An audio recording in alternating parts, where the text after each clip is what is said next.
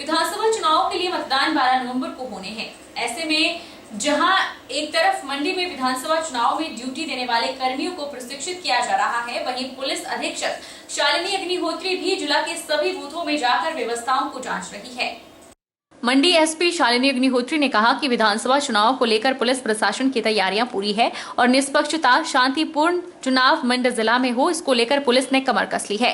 उन्होंने कहा कि जिला के सभी पोलिंग बूथों पर व्यवस्था कैसी है, इसको लेकर सभी बूथों का दौरा कर सुरक्षा और व्यापक इंतजाम जांचे जा रहे हैं ताकि चुनाव शांतिपूर्ण तरीके से हो। इसके अलावा चुनाव के मद्देनजर कई स्टार प्रचारक भी मंडी पहुंचेंगे और रैलियों को लेकर भी बैठक की गई है, व्यवस्थाओं को देखा गया है। अगर इस दौरान तैयारियों में कोई कमी पाई जाती है तो उसे पूरा करने के भी दिशा निर्देश दिए जा रहे हैं।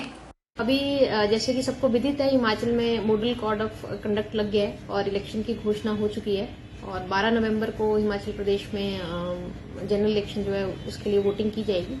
तो इस सिलसिले में जिले भर में हमारे जो पोलिंग स्टेशन हैं, पोलिंग बूथ्स हैं, उनको कई जगह क्रिटिकल हैं, सेंसिटिव हैं और हमारे स्ट्रांग रूम्स हैं जहाँ पे ईवीएम मशीन्स को स्टोर किया जा रहा है, काउंटिंग सेंटर्स उनकी प्रिपरेशन है। तो उस सिलसिले में आज सरकाघाट की तरफ मेरा विजिट था जिसमें वहां की टीम के साथ मीटिंग की गई और उन्हें इलेक्शन संबंधित जो दिशा निर्देश है वो दिए गए और उनकी जो प्रोग्रेस है, चाहे वो आर्म्स डेपोजिशन की हो या फिर डिटेक्शन की हो या इलेक्शन के पर्पज से जो आगे आने वाले समय में हम ऐसा प्रिपरेशंस कर रहे हैं कि कोई मेजर रैलीज हो या कोई वीवीआईपीज या स्टार प्रचारक जिस तरह से ऐसा अंदेशा है कि मंडी जिला में आएंगे, उसको लेकर एक मीटिंग की गई और वहाँ की व्यवस्था को देखा गया और उनको जो कुछ करेक्शंस थे या जो फीडबैक मेरी तरफ से जाना था उनको दिया गया। तो इसी तरह पूरे जिले भर में इस तरह के दौरे किए जाएंगे और ताकि जो है हर जगह जो इलेक्शन प्रोसेस में लोगों के बीच में एक कॉन्फिडेंस भी आए कि जिला पुलिस सतर्क है और साथ में हमारी तैयारी में भी यदि कोई कमी है या कोई एक्सपीरियंसेस है उसको हम आपस में शेयर करें ताकि एक अच्छा और पीसफुल इलेक्शन और बिना डर के पब्लिक में ऐसा मैसेज आए कि वो वोट डालने पर जरूर अपने इलेक्शन ड्यूटीज पे।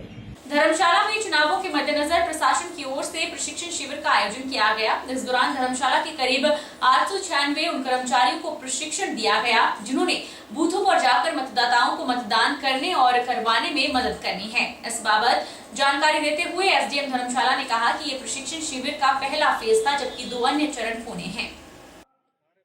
देखिए, जो हमारा चुनाव होता है उसमें हम पोलिंग पार्टीज बनाते हैं जिसमें एक प्रिजाइडिंग ऑफिसर और साथ में उनके 3 या 4 पोलिंग ऑफिसर्स होते हैं जो ड्यूटी पे होते हैं। तो इसी चीज़ को ध्यान में रखते हुए आज हम अपनी ट्रेनिंग का फर्स्ट शेड्यूल जो आज जारी किया है और यहाँ पे 896 हमारे कर्मचारी हैं जिनको ट्रेनिंग के लिए हमने बुलाया है और अपना ट्रेनिंग प्रोसीजर शुरू कर रहे हैं। ट्रेनिंग में मुख्यतः हम यह बताएंगे इनको पीपीटीज के जरिए कि किस तरह से ईवीएम वीवीपैट को यूज किया जाता है, कैसे आप उसमें ध्यान रखेंगे, प्लस हमारे साथ जितने प्रिजाइडिंग ऑफिसर्स होते हैं उनको अलग से यह समझाया जाएगा कि इलेक्शन के दौरान हम डिफिकल्टीज फेस करते हैं।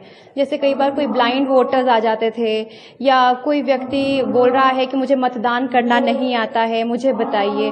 तो इस तरह की चीजें हैं जो हम सिखाते हैं उनको। किन्नौर जिला में विधानसभा चुनाव के शंखनाद हो चुका है और अब जिला में विधानसभा चुनाव के मद्देनजर विभिन्न संगठनों के प्रत्याशी लोगों को लुभाने के भरसक प्रयास कर रहे हैं। किन्नौर जिला में कांग्रेस भाजपा के अलावा आम आदमी पार्टी ने भी हुंकार भरी है और अब कर्मचारियों के अहम मुद्दों को लेकर सामने आई है। आम आदमी पार्टी के जिला प्रवक्ता प्रभुकांत ने रिकांगपिओ में मीडिया को जानकारी देते हुए कहा कि प्रदेश में विधानसभा चुनाव की प्रक्रिया शुरू हो चुकी है और भाजपा और कांग्रेस के नेता लोगों को लुभावने वादे कर रहे हैं, जबकि यह दोनों संगठन प्रदेश में सरकारों में रह चुके हैं लेकिन अब तक कर्मचारियों की ओल्ड पेंशन लागू नहीं की गई है। दोनों संगठन के नेता केवल आम जनमानस और सरकारी कर्मचारियों को भ्रमित करने का काम करते हैं, लेकिन आम आदमी पार्टी की सरकार अगर प्रदेश में बनती है तो निश्चित रूप से आम आदमी पार्टी की सरकार प्रदेश के अंदर सरकारी कर्मचारियों की ओपीएस को बहाल करेगी और शिक्षा, स्वास्थ्य, सड़क, बिजली, पानी के अलावा दूसरे कार्यों को करने का काम करेगी। कहना चाहता हूँ कि अभी 2-3 दिन पहले आम आदमी पार्टी पंजाब भगवंत मान की सरकार ने पंजाब में ओपीएस लागू कर दिया है और इस बात की संभावनाएं हैं। ये बात तय है कि अगर हिमाचल प्रदेश में भी आम आदमी पार्टी की सरकार बनती तो ओपीएस का लागू होना तय है। साथ ही मैं अपील करता हूँ जिला चुनाव की जनता से संपूर्ण हिमाचल प्रदेश की जनता से कि हमारे के बीच में आकर सेवा करने का मौका दे। हिमाचल में विधानसभा चुनाव के चलते अंतर्राष्ट्रीय नाकों पर सतर्कता बढ़ा दी गई है और 24 घंटे निगरानी रखनी शुरू हो गई है। हिमाचल और पंजाब की सीमा पर हर संदिग्ध व्यक्ति और वस्तु पर कड़ी नजर रखी जा रही है। आदर्श चुनाव संहिता का किसी तरह का उल्लंघन न हो, इसको लेकर भी निगरानी की जा रही है। ऐसा है, विधानसभा चुनावों को मद्देनजर रखते हुए एसपी साहब के आदेशानुसार एसएसबी के साथ मिलकर जो है तो बॉर्डर एरिया में हर जगह सख्ती से नाके लगाए गए हैं। जहां पर बाहर से आने वाले किसी प्रकार की भी कोई अवैध वस्तु, जस्ट एक शराब, कोई करेंसी नोट या कोई अवैध हथियार इत्यादि को जो है ना चेक किया जा रहा है। नहीं, चौकी के अलावा एसएसबी के हमारे पास पूरी एक सेक्शन है जो रूटीन में दो आदमी ड्यूटी कर रहे हैं। तो दिन रात 24 घंटे में। नूरपुर विधानसभा क्षेत्र में बुधवार को एक बड़ा राजनीतिक घटनाक्रम हुआ, जिसमें हिमाचल मानवाधिकार लोक बॉडी के प्रदेश अध्यक्ष और आम आदमी पार्टी के नूरपुर विधानसभा क्षेत्र से संगठन महामंत्री राजेश पठानिया ने आप को अलविदा कहते हुए नूरपुर से कांग्रेस पार्टी के प्रत्याशी अजय महाजन के समर्थन में कांग्रेस का हाथ थाम लिया है। कांग्रेस प्रत्याशी अजय महाजन को अपना समर्थन देते हुए राजेश पठानिया ने भाजपा और आम आदमी पार्टी पर जमकर हमला बोला। भाजपा पर क्षेत्र की जनता की भारी अनदेखी का आरोप लगाते हुए पठानिया ने कहा कि 5 साल तक क्षेत्र की जनता विभिन्न समस्याओं से लड़ती रही।